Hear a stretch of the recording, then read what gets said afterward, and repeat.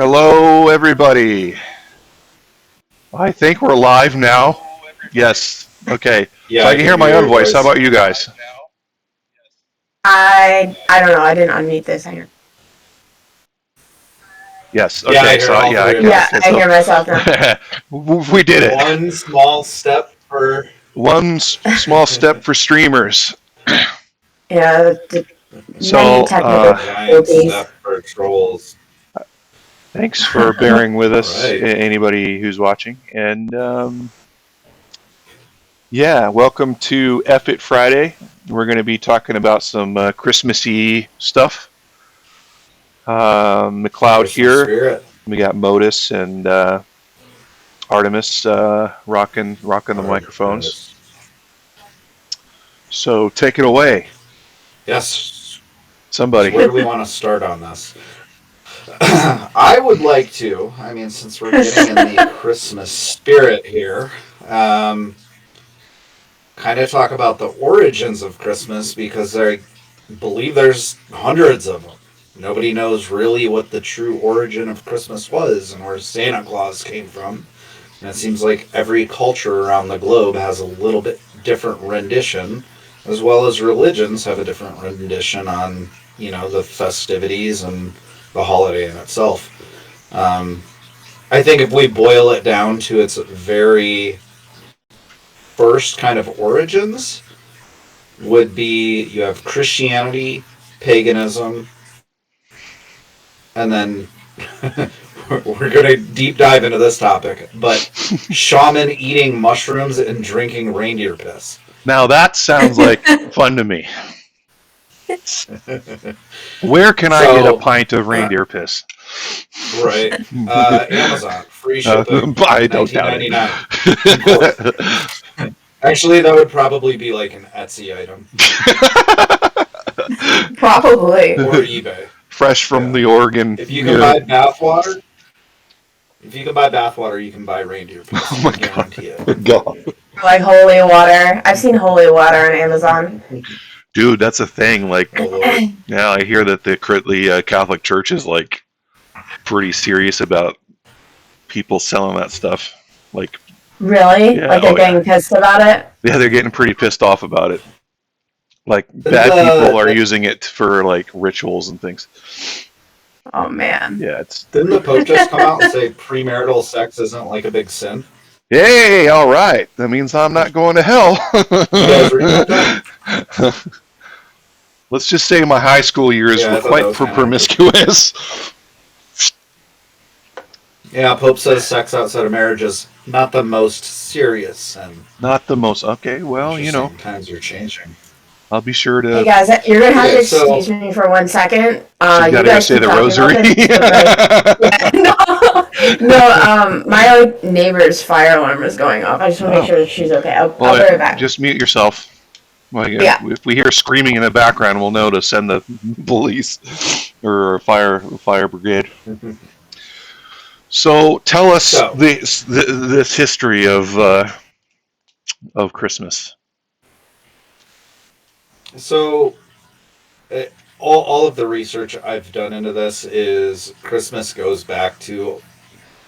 I mean, Christians obviously made it popular, but they took a lot of ideas from paganism. There's, I mean, everywhere that I've boiled it down really comes down to like, just out of all the theories out there, making the most sense is this crazy shaman theory. Because there's actual like proof that they do this. Hold on, we got a message. Let's make sure she didn't. Oh, that was in the chat. I heard the chat pop up. Okay, making sure neighbor's not burning down. So there's a lot of things. There's like the Yule log, magical gift givers. I'm reading off this article here: fruitcake, caroling, mistletoe, wreaths. These are all like pagans, Vikings. These are all things that kind of share a similarity, but Christianity was able to relate it to everybody gathering in the winter and celebrating these festivities to be able to be like, we're going to celebrate the birth of Jesus, which just so happened to happen at this time apparently. So that is what Christmas is about. But a lot of the origins kind of mesh with different things. And you'll find that actually in a lot of religions with a lot of topics, is that they kind of all share like little bits and pieces of each other. But kind of coming out to what I believe, that kind of history and the story of Christmas, is you have these Nordic kind of areas up in the Arctic, close to the North Pole. You have these shaman that would visit villagers and whatnot and bring them gifts, but their gifts were advice or health. And in return, these shaman would be fed. So we see a lot of that in Christmas being, cookies and milk, but for them it was they were being fed mushrooms. They were being fed, uh, they were pictured being these big, robust, voluptuous shaman. You know what I mean? Like, but so what's interesting is another part of this that kind of makes sense is these shaman wouldn't be entering through front doors. A lot of these lodges and structures that they would live in up in these Arctic areas would be snowed in. So the shamans would actually come into these locations, as well as, anyone that's adventuring out and coming back home, they would enter through the roof, which brings up the kind of similarity here of, St. Nicholas coming down the chimney. Now, some other interesting points of this on, why does Santa wear a red suit with, white accents to it? Why do we typically have red and green on the holidays? Why are, Christmas bulbs hanging from trees typically red, silver colored?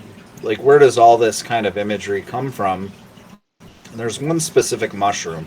I don't know if we can actually bring it up on the screen, if you can load in a little picture. But there's a mushroom called Amanita muscaria, which is the fly agaric mushroom. We actually have them here where I live. They're actually global. They're pretty much anywhere that can, have a robust pine tree population. You will find these. So I'm just typed in chat there what the mushroom we should be looking for is. But these are, your Super Mario mushrooms. White stalks, typically a flat or bulbous head, which is red and has white accents to it. Which you'll see, red, white accents. You're going to see Santa Claus. You would see the shaman would be wearing red with white accents. Interesting. What's believed to be the origin of Christmas ornaments was they would bring these trees inside their house so they would have things to hang mushrooms on to dry. And the presents underneath the tree represent the fact that these mushrooms typically grow underneath trees. Mushrooms have symbiotic relationships with root systems to live off decaying matter.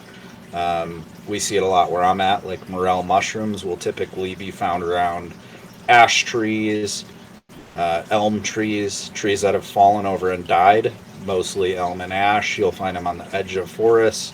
This is where a lot of decaying matter is, and they provide, again, they attach to the root systems, and they provide like a symbiotic relationship of providing nitrogen to the soil while being able I'm back.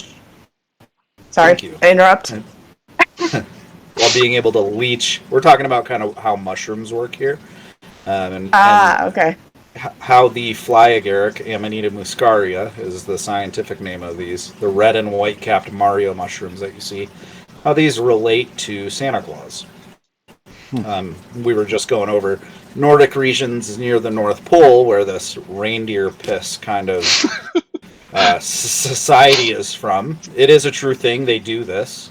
It's not like it's a made-up story. This is actually documented, and it happens. The reason they drink reindeer piss is because when you eat these mushrooms, the reason you trip out on mushrooms is you get food poisoning, essentially, and you have hallucinations from it, from the chemicals in it. But you'll typically have, with Amanita muscaria, you'll have stomach aches, you'll shit yourself. Oh, wonderful! Sounds like an amazing experience. Why the hell would people do that?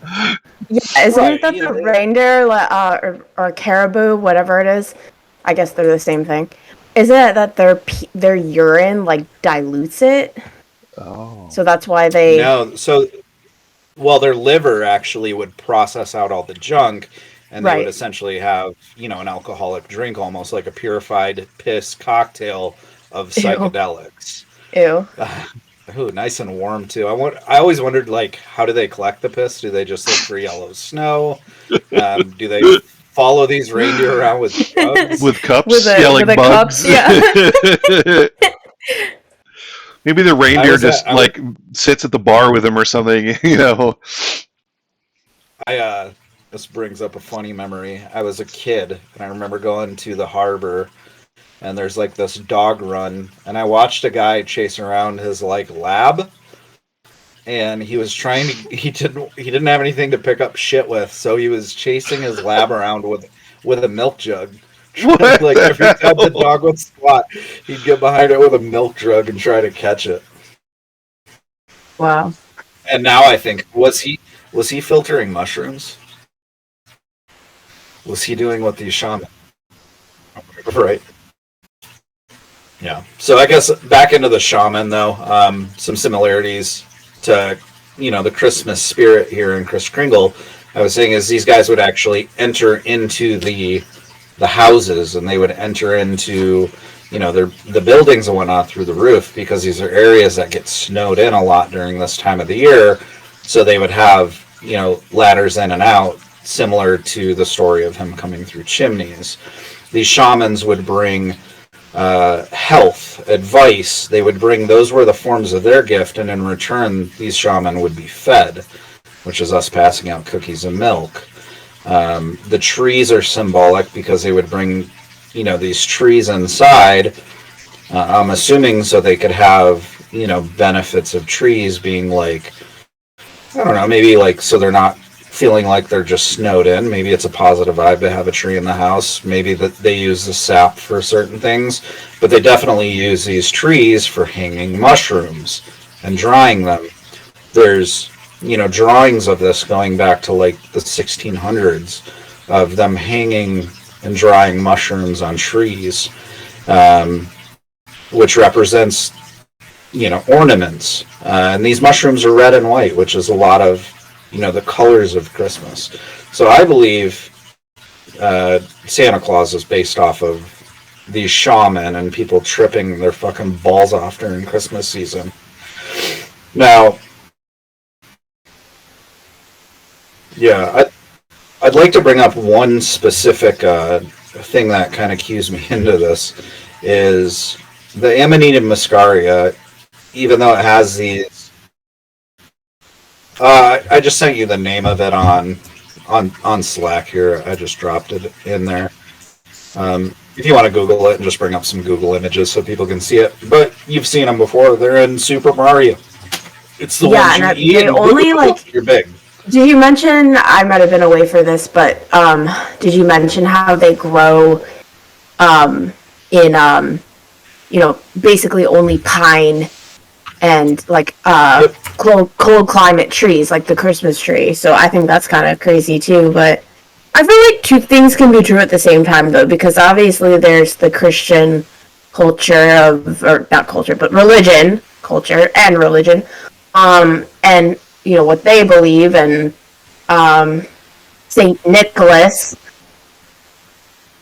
I know, yeah, they're pretty gnarly, but it makes sense that it could be two things at the same time happening, because I think when you go all the way back to like pagan beliefs and what they kind of having. I mean, we were talking about Krampus and how Krampus was the kind of the opposite, the evil counterpart to Santa Claus, or what ended up becoming Santa Claus. I'm not even sure how far back that goes in, like, was it Saint Nicholas and then Krampus, and when did Saint Nicholas become Santa Claus? So I feel like in the whirlpool of all of this lore, it could have easily been that this shamanism and the partaking in this particular mushroom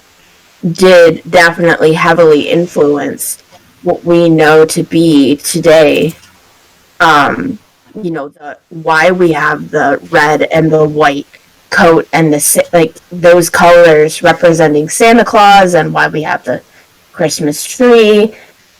Like, why do we have a pine or some type of alpine tree that we gather around? I don't know where in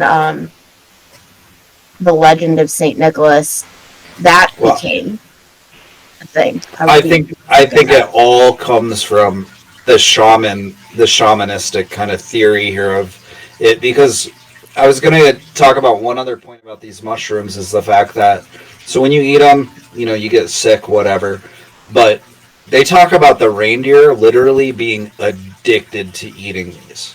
Like, they will fight over these. But an interesting side effect to hallucinations on mushrooms, DMT, things like this is a lot of people talk about seeing gnomes, elves. A lot of their hallucinations into this kind of other realm was, things we see in Christmas again. But a side effect, the specific type of high you feel on Amanita muscaria is like you're flying, floating. So if you can imagine reindeer being addicted to these, and shamans eating it, and villagers drinking this piss during this year and getting high as a kite, everything's flying. So flying reindeer comes into thought here. It's just, there's so much that comes off of this whole mushroom theory to me. This solidifies it to me that this has to be the origins of Christmas. This has to be where it came from.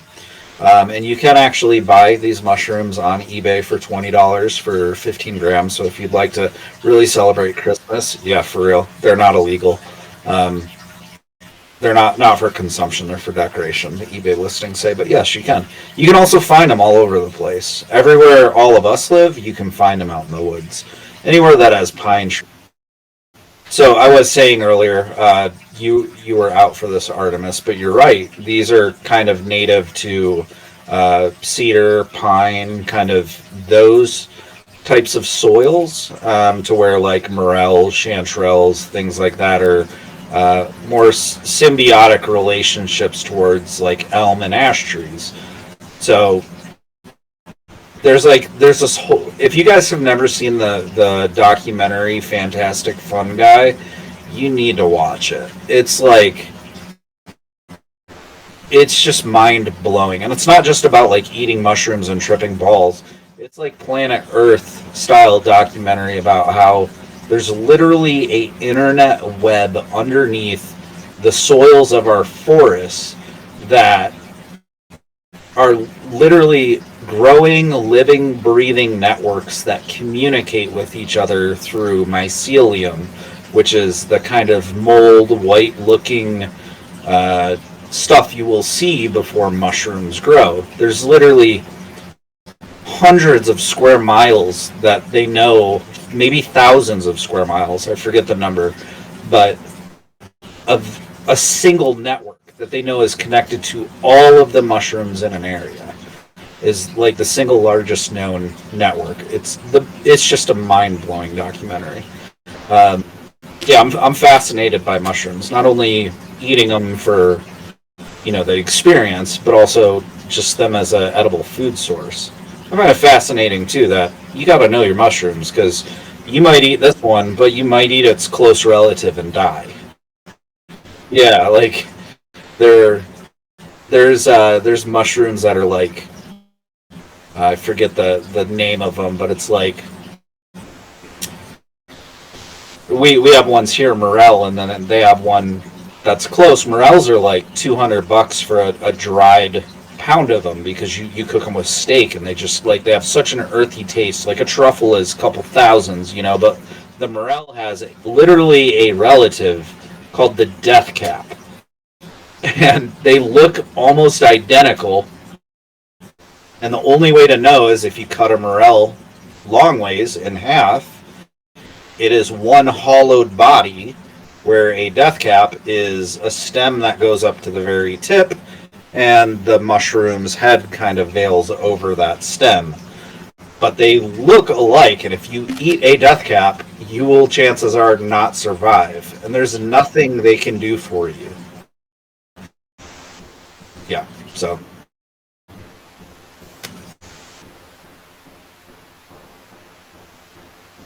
Well, the thing about Amanita muscaria is, even though it has relatives, they're not these yellow or red-capped, white-dotted mushrooms. They do look pretty different.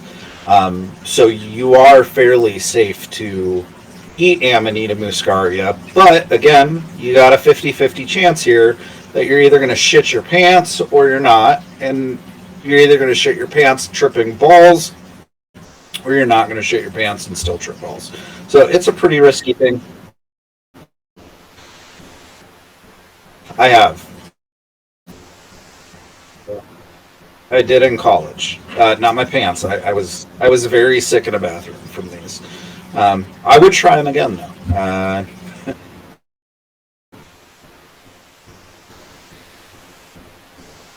I mean, it wasn't awful. It was worth it enough that I'd try them again, but there are other mushrooms that you have a far less chance of feeling sick from, which would be the psilocybin kind of, golden teachers and different types of strains of mushrooms that you can have a better experience with. But, I don't want to go against terms of service. We're pretty new here on Twitch. We're not talking about these, again, are not for consumption. They are for decoration. Which, they decorated these trees and managed to dry them on trees, and that's where the ornaments come from. I'm trying to think if there's anything really else that kind of sets apart in this theory. I did want to touch on kind of Krampus as well. If I believe right, Krampus is dating back to, I think, the 1400s. So it's not like we think of Krampus and we're like, we know the movies that came out in the 2000s, and we know The Office talked about it, and we know it, it's a thing. But these are things that date back before many countries, many modern day, territories. These are folklore and stories. Shit, the Saint Nicholas one goes back 4,000 years. So. 4,000 years. I mean, if you think about it, you think about the birth of Christ. They know these. It just goes back way too far to even. I actually don't know a lot about Krampus. That's not really something I could go too far in depth with. I love the idea of Krampus. I love the idea that when my kids are bad, I would love to set them out on the porch and be like, here they are, come get them. Oh my god, guys, the never-ending saga in this building. Yeah, what's going on? It's just, we have the whole fire department here downstairs. Yeah, you can't hear it from here because I'm up on the second floor. But they don't know what it is. I think because of all the leaks and stuff that are going on, I think it happened to almost all of my smoke detectors. Water got in them and they went off. So have you checked your chimney for St. Nicholas? Yeah, for Krampus. Or gremlins or something. I don't know. Who knows? I don't know. Yeah, Krampus is interesting. Right? So for those that don't know, the story of Krampus is, what's their holiday called? It's I think it's I don't want to get it. It's Krampenschnight, I think is what. Yeah, something like that. But the Krampus and all of his minions would essentially come to town, and they would take all of the bad children out of the houses, and they would steal them for the night and beat them with sticks. Yeah, so, but these towns celebrate this holiday. They have parades. They have people get dressed up like these demons. They celebrate it almost, and if not harder, than they celebrate Christmas itself. I just shared you a picture here from a Christmas parade in Worthersea. These people go all out. This is a full-on like professional cosplaying. And I don't know if it's people that are, they're celebrating child abuse. I don't know what's going on here.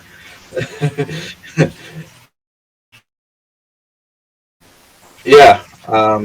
But a lot of people think paganism is Satanism, and paganism shares a lot of things with Christianity or with Christmas.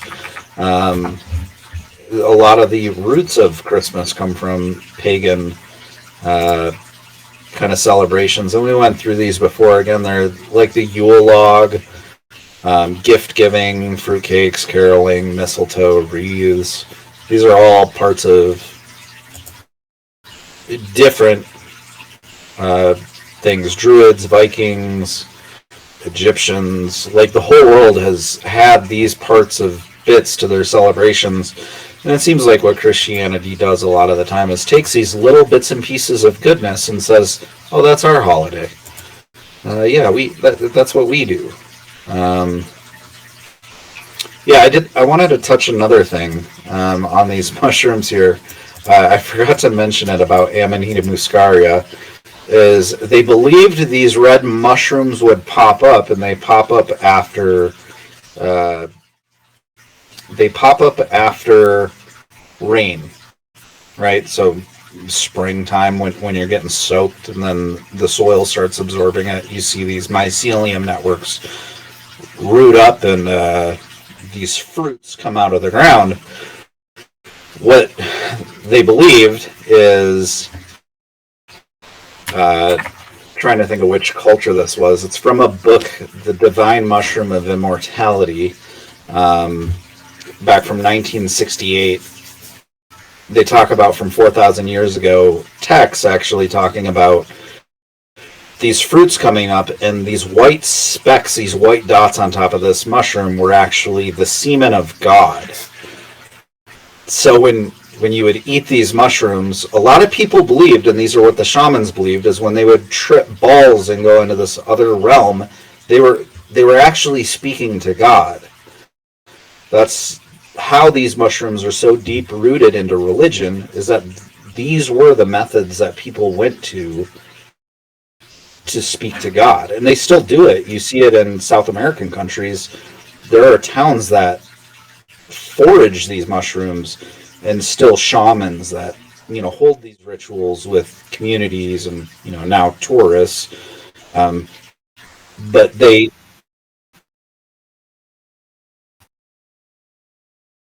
absolutely.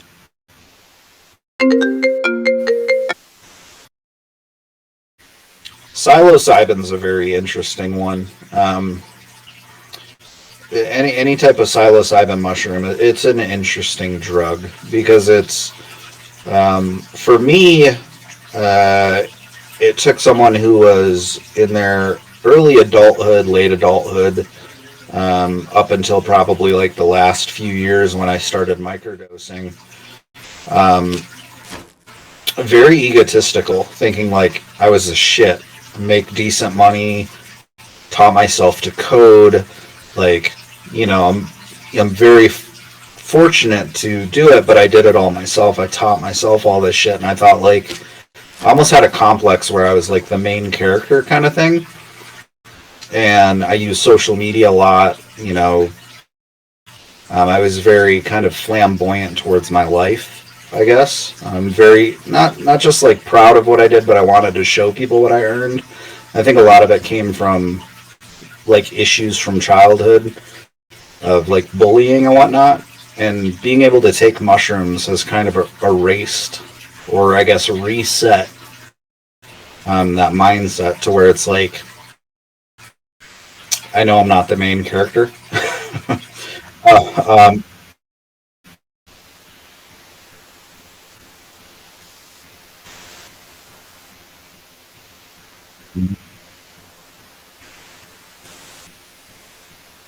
yeah, I really don't stress out about much anymore now that I don't take them like every day. I take them maybe like once every 2 months to get a good reset.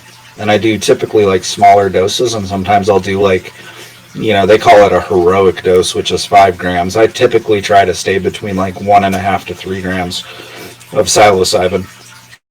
Um, and that's enough for me to like watch a movie and be like, whoa, there's more going on here. Or, What does it actually feel like? oh wow. Um,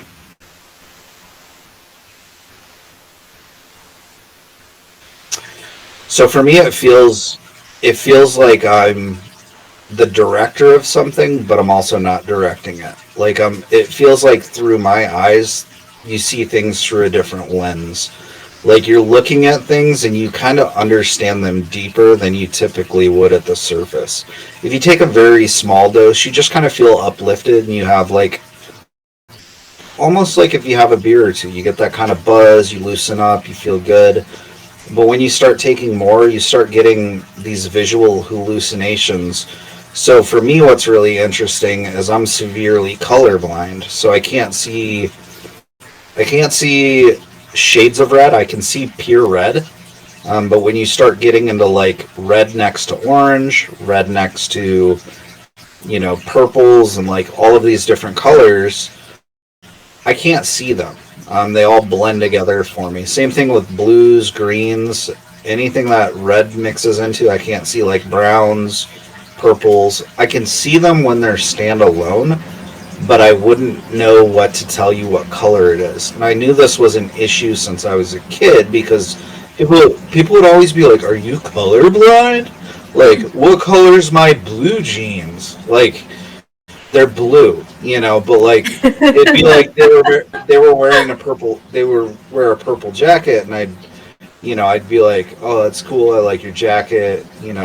Like I'd say something about it being blue, and they'd look at me like, dude, are you retarded? My jacket's not blue. Like, but I knew very young. Like, I could think back to maybe like kindergarten. My parents knew I was colorblind. And I think my youngest boy's colorblind. But to go back on it, if I take a good dose of mushrooms to the point that I get visual hallucinations, I see color almost completely. I would still say I have some issues. I'd be interested to take a colorblind test where you see they put all the dots and there's like the numbers make out, or the dots make out like a number. Um, when I was in delayed entry program for the Air Force, it was because I was colorblind. I couldn't get a job in the Air Force. Um, it was that bad. I think there's like 50 plates that they show you in MEPS, and I got, I think, 12 or 13 correct. So that's when they were like, yeah, dude, like, we would have to get you a waiver to basically get any job. And I sat for 8 months and they couldn't find me one. But, yeah, and I mean, I had the option to go Navy nuke. I was in the 98th percentile for my ASVAB testing. So I was able to really go anywhere I wanted in the military. And I would have went in as an E4. But they couldn't find me a job in the Air Force, and I promised my dad, he was in the Ranger Battalion, I promised him that I would not go into the Army. And my other option was to go Navy nuke, which meant, baby on the way, I'd be in a submarine for, 6 to 9 months out of the year. So I tried to stick it with the Air Force for, as long as I could in the delayed entry program, and they pretty much said, look, they found me one job. It was landscaping, and I lived in Arizona at the time. And I was like, "There's no fucking way I can get out of the Air Force and get a job landscaping." So, like, I'm not gonna take that. So I just went and worked, in a call center, did my shit. But I'm curious if I went back and took those same tests that they gave me in MEPS on mushrooms. So I'll do this as an experience, as an experiment. I will take a pretty good dose and see if I can actually pass a colorblind test. Because I know for a fact I see colors that are not there for me on a normal day. That's one of the things I really love, because you see those videos of people putting on the glasses that allow them to see colors, and they're like blown away by it and stuff. That's what happens when I eat mushrooms. So it's like I'm looking at my life through a different lens. I'm analyzing everything around me and thinking about, like, not just what they are, but how I connect with them. And this could be like, you know, my wife. This could be our family life, problems that happen in a household. Everything gets looked at differently. And sometimes, you know, it's nothing like, it's not like every time you take them it's this big like experience. Sometimes it's just like a great way to, I guess, relax and get those thoughts that are rattling around in your brain all day. Like, I have a million thoughts every second. That stops for me. I'm able to think clearly. My depression, my anxiety, my ADHD, it all bubbles down and doesn't boil over like it does on a normal day. It calms down. It is. But then there's, you know, there are the side effects to mushrooms, that it is food poisoning. So you eat too much of them, I mean, you're not going to shit your pants, but you will have the side effects of, you know, feeling nauseous, possibly diarrhea.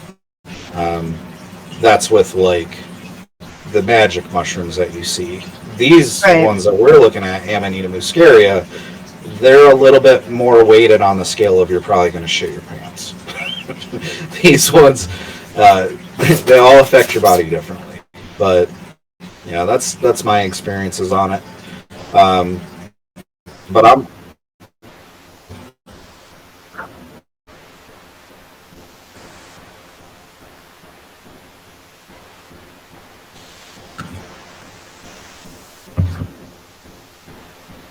I just eat them.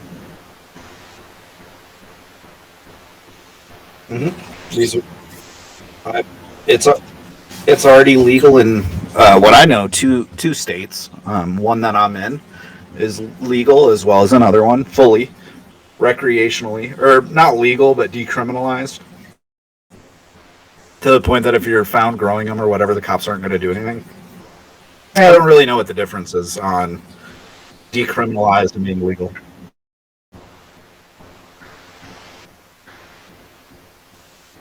Depression, yeah. PTSD. I think they've already really started that. Yeah, it's Yeah, I think they're going like through clinical trials, and yeah, I believe they are. And even not with I believe in fantastic fungi. Yeah, and I mean, not even just with psychedelic mushrooms and the study of microdosing, but just general. You know, you look at like lion's mane, for example. So many people are. I mean, I have lion's mane in my coffee every morning, and ever since I've been using that every morning, that has honestly made me feel sharper. And I don't know if it's just a placebo effect, but I do like notice a difference in just the things that, I mean, that there's so many different that aren't psychedelic mushrooms that have so many benefits to your health and your immune system and your depression, that too, but the psychedelic side of it too, and I don't know if that just is because of the properties and those particular mushrooms are slightly different or stronger, but I would be interested in not using it to necessarily like trip, but just to microdose. Yeah. One thing I wanted to bring up, I guess, about mushrooms, a really interesting thing you just said there about like your kind of cognitive effects of taking lion's mane. Lion's mane is obviously not FDA approved, clinically tested, but like a lot of things to do with mushrooms are kept I don't want to sound what's the word here? Underground, like mushrooms underground. Trying to think of the word there. Right. But lion's mane, it kind of looks like what it treats. Lion's mane is actually used to reduce inflammation and the biological markers of Alzheimer's. So that's what they're studying lion's mane for. And it looks kind of like a brainy, kind of neurological system of the brain kind of thing. Another one is chaga, which chaga is a very bright, rich orange mushroom after you cut off its kind of surface, its skin layer. It looks like burnt wood. I'll send you a picture of chaga here. So interesting how so many like different mushrooms, like what's the one that like tastes like chicken? Chicken and in the it's woods. like kind of and it like grows on trees and stuff, and just it looks kind of like I mean, just it's so interesting to me how like so many different mushrooms look like different things, or they even taste like different things. Like for example, lion's mane tastes like crab, and you can make like technically a vegetarian crab cake out of lion's mane. Yeah, if you want to load up the one I just sent in Slack here on screen, I want to talk about this one just for a second. This is chaga, and I want you two to take a guess on what you think it is known for in the underground medical community. What do you think this is used for? What does that look like? Well,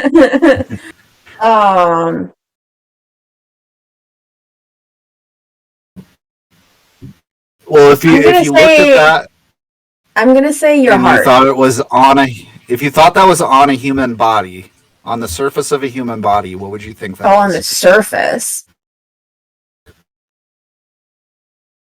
Like a tumor? It's black. Yeah.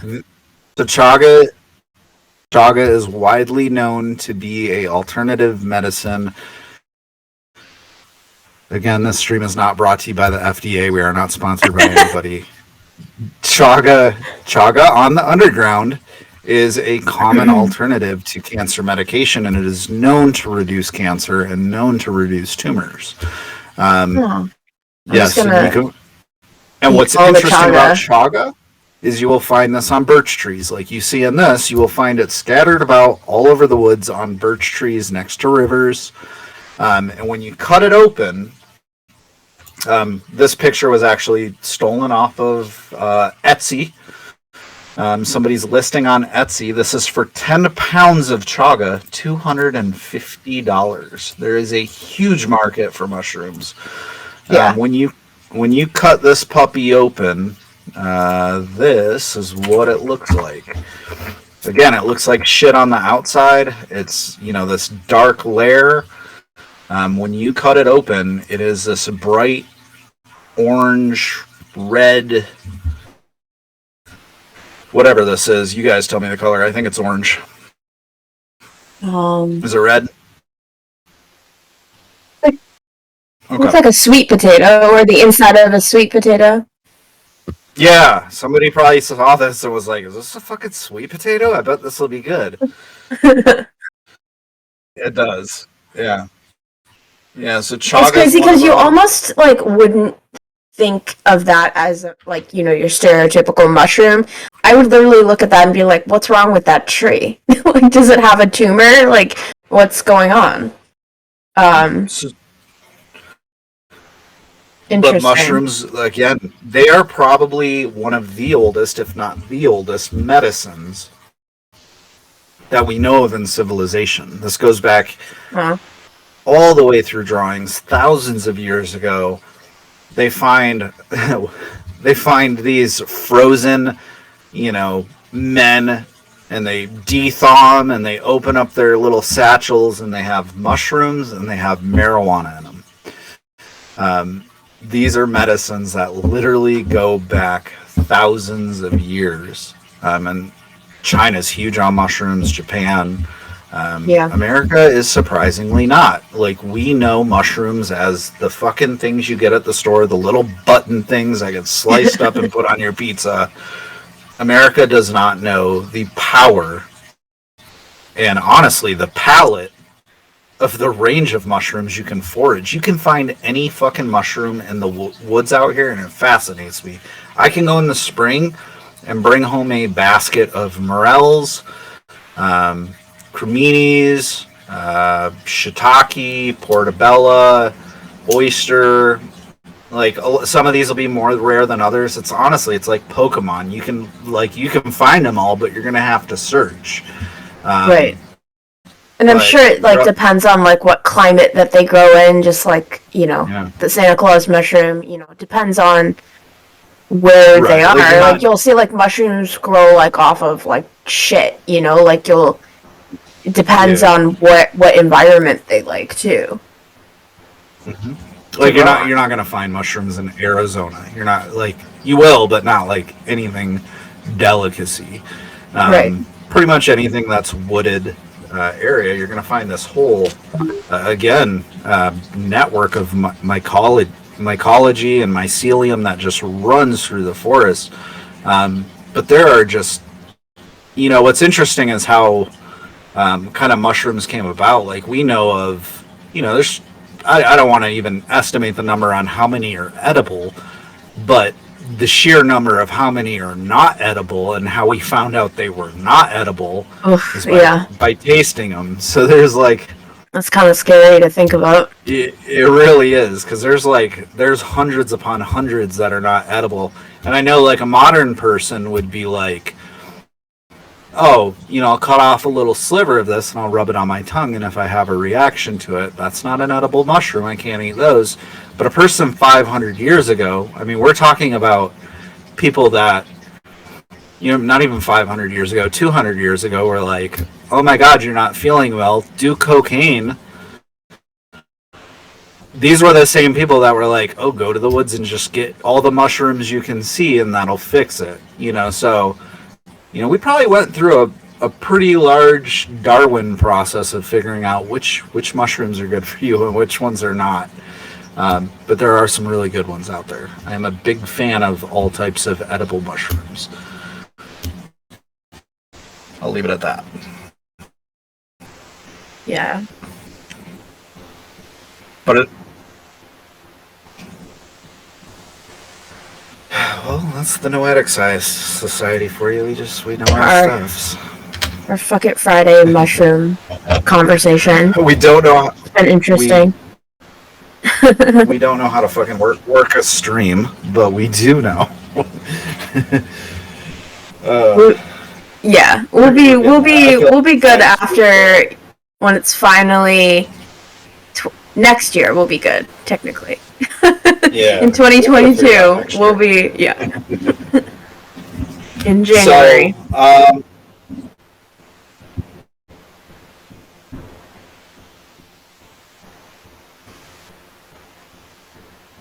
yeah.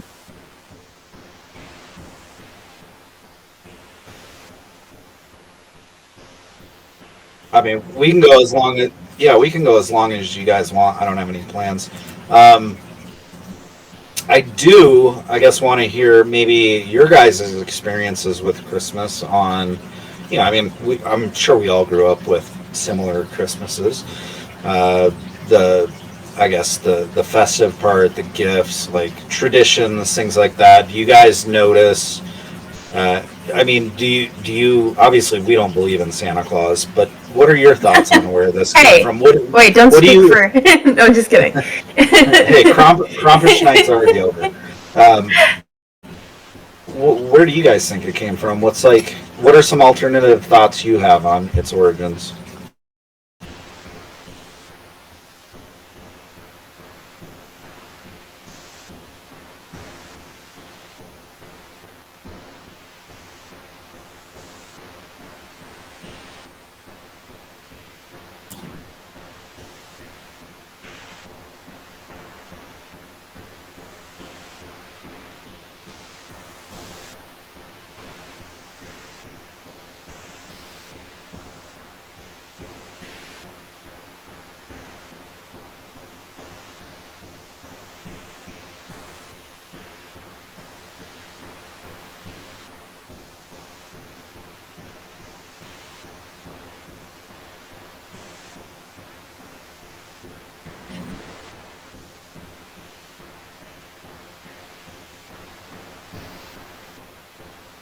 Yeah.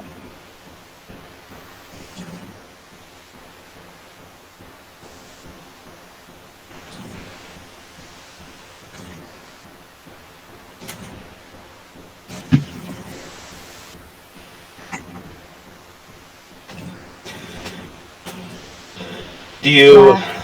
I mean, like I said, we probably all have the same kind of upbringing of Christmas with the gifts and stuff. Do you think ever about like where it came from, like some of these other cultures? Like? Do you think it was a Christianity that started it? Do you think it's this mushroom theory? Like, what are your thoughts on that?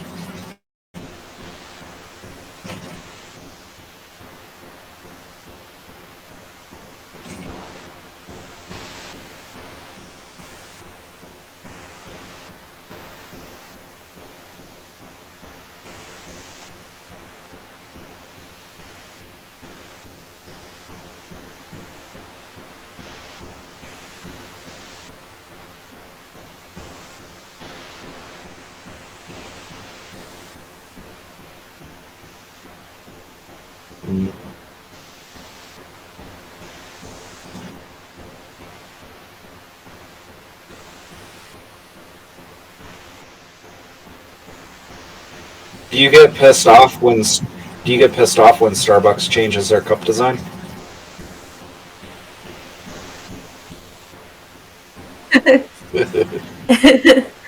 You're, yeah. I always get a kick out of that every year. They're like, "Oh my god, they took the Christ out of Christmas," and I'm like, "But thousands of years ago, they put Christ into Christmas because like they made it." So I always get a kick when Starbucks changes their shit and like everybody loses their minds over it, and it's like not even a story. What about you, Starbucks has Artemis? Starbucks has the worst coffee, by the way. It's so bad. Yeah, oh god, Um, dog water. yeah, it's really Yeah. bad. Dunkin' Donuts as well. McDonald's too. I don't like some people live and die by like these coffees. Like they Yeah, love honestly, Dunkin' Donuts coffee. there's something like really bitter and just not good about Starbucks, but like give me I drink my coffee black, but give me a dunk. I'd rather have Dunkin' Donuts than that. But I just brew my own in the morning because it's like there's nothing better than that if you're just drinking. If you're not going in for a latte or something like that. Yeah, Same.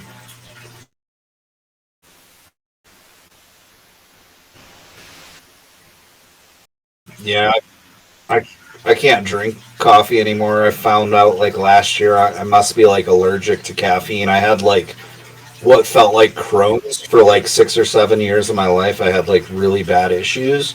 And I oh couldn't figure no. out what it was. I never drank coffee like until I was probably like 24, 25, and I started working in a call center and working like long hours and shit and like always having to be like awake and ready on my shifts. I started drinking coffee. I just thought it was stress that was making me like feel terrible and have issues. I mean, I don't need to say what the issues are, but like Crohn's, it's just like constant fucking stomach issues. And I could not figure it out. And then I read on a subreddit, somebody was like, "Hey, my symptoms greatly improved when I stopped drinking caffeine." I'm like, "I'm not Mormon. Like, I need caffeine." But I gave up Yeah. caffeine, and literally all of my issues went away. So it's like, but I know black coffee. I love black coffee. Um, One interesting thing about coffee. Do you remember your first cup of coffee? You were probably like with a cigarette. You're like, "This is nasty. This is gross." Did you like your first one? Really?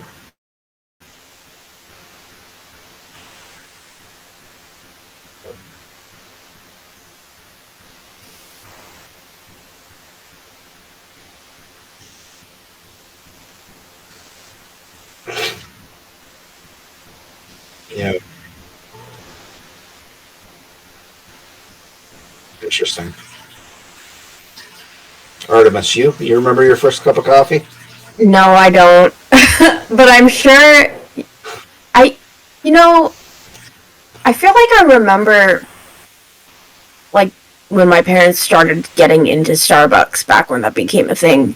And I probably tasted coffee for the first time in the form of like the original Frappuccino or something. That's what I want to say was maybe my first introduction to coffee. And I don't even remember when I actually. I don't know. I can't remember that far back. But when I, went to college, that's when I started actually like drinking coffee regularly to keep me awake. Yeah. Yeah, for me, I didn't start drinking coffee till I had even gotten out of college, so I was probably 25 or 26. But I remember it being like, oh, this is bitter and gross. I better put a bunch of creamer in it. And I'd love the sugary coffees at, Dutch Bros or Starbucks or whatever. But like when I started drinking black coffee, I remember it specifically being like when I started smoking cigarettes, like this tastes gross, this is awful. And then like a week into forcing myself through it, zero taste. Like it tasted like I could drink coffee, black coffee, like it was water. It didn't have any taste to me whatsoever. I just knew it was delicious. I would drink like probably 5 or 6 cups of coffee a day. Yeah. Totally bad for you. Oh, so what else we got tonight? What do you guys want to chat about? I don't know. What are we gonna talk about next time? Or what are we? We need to do cults. Yes. Cults has been on the menu now for like 2-3 weeks, and it's something we're like we gotta talk about. Our favorite cults and different cults and stuff. But we all kind of ran into some issues. We had all sorts of stuff on the plate, and it's understandable. We're gonna be off this whole next week. Yes. We'll officially be back. Let's see. Let's just come. Yeah, let's come back. Are you guys cool to come back on the 4th? January 4th, Tuesday?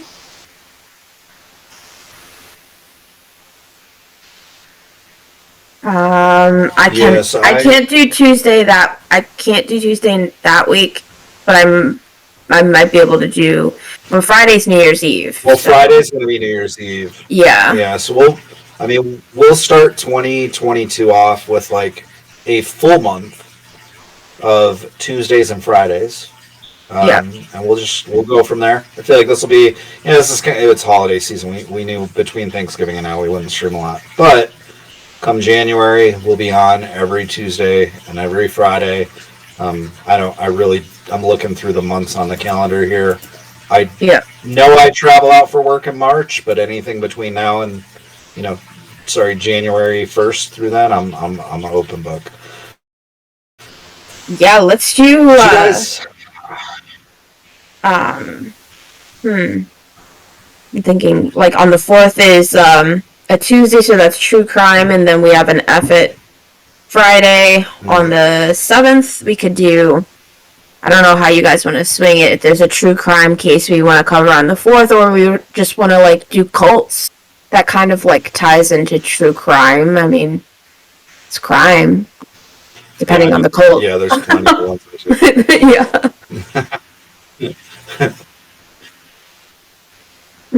The 4 viewers.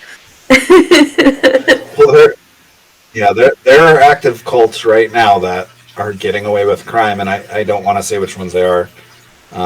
They may or may not be the ones that Tom Cruise is in, but yeah.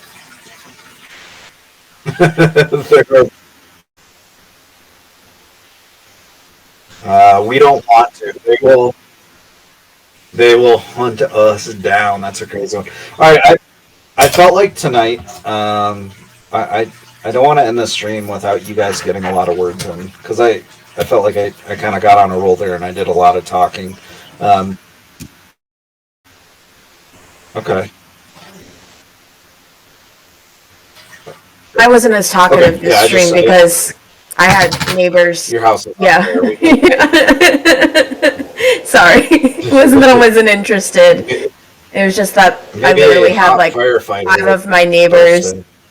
I literally had like the first, like, one of my neighbors called me and was like, "Hey, is the smoke alarm going off?" And I was like, "I don't know." And then I went downstairs to check out what was going on, figured that out, and then I had someone else knocking on my door, like in the middle of like our Jesus. Krampus. I know, no, it's You so showed bad, us something guys. that's like beautiful. Like I'd love to live there, and then Yeah. like within like an hour of being like, this place is awesome. You're like, oh, water's coming through our roofs. Why are my outlets? Why are the outlets smoking? Like, Right. weird. Yeah. For all I know, like for all I know, someone else has an electrical issue now, and that's why the fire alarms are going off. So I'm gonna sleep well tonight. Yeah, that whole No. The fire department came and they were like, "Yeah, we don't know why it's going off." And I'm like, "Well, it's either water or..." Because that's what happened with my smokes, is like the water, I think, got in them. And then,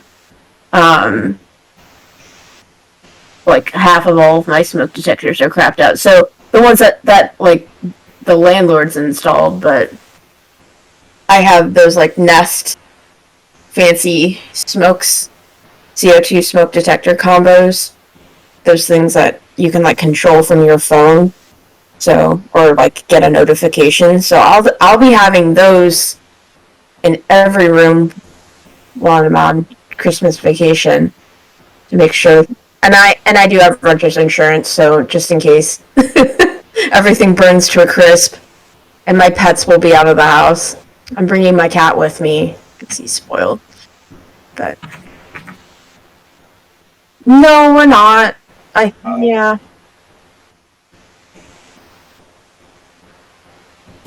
Yeah. I'm sure we all will. We'll just won't stream. Yeah, Happy mushroom day. let's wrap it up and close it out for the night. Yeah, eat some mushrooms on Christmas. Really, Yeah.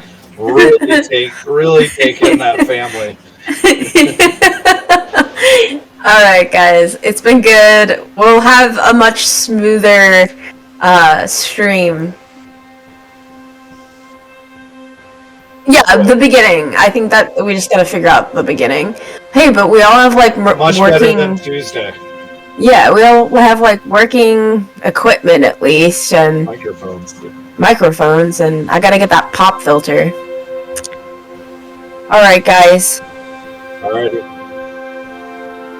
I know. Sorry. Alright. Good night. See you guys.